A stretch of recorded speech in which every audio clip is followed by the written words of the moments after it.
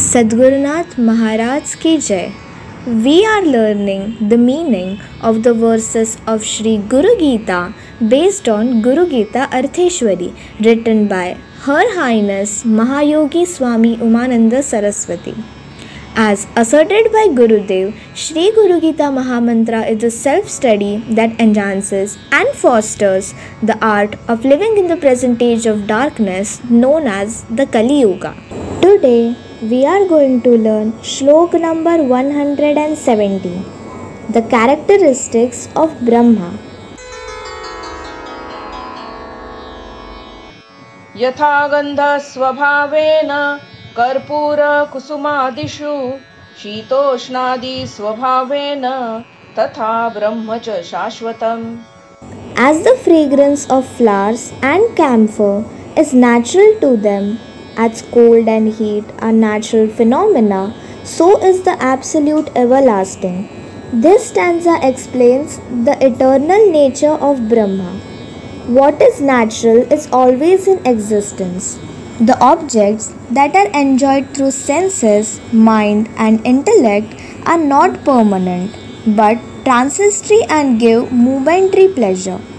On the other hand, Brahma is permanent, always in existence, truthful, and constant. Therefore, the joy that occurs from Brahma is also permanently blissful, never clouded nor contaminated, always pure and clear. In this ephemeral world, nothing is certain, no guarantee of anything can be given. But in Brahma, no uncertainty is there. Everything is assured. Brahma is everlasting. Guru has obtained the status of Brahma and is a form of Brahma only. Therefore, to avoid uncertainty in practical life and to be sure of well-being through meditation, Guru's eternal nature must be experienced. The seeker must realize and recognize his own divine nature. Then, day-to-day worldly life also will be peaceful, blissful, and with certainty. The nature of camphor and flowers is to give and spread fragrance. If this characteristics is not in them, they will not be called and recognized by their names. The heat is the nature of fire. The sweetness is that of sugar. If one's own nature is given up, its natural form also would disappear. If a man leaves his human nature, he will be called an animal.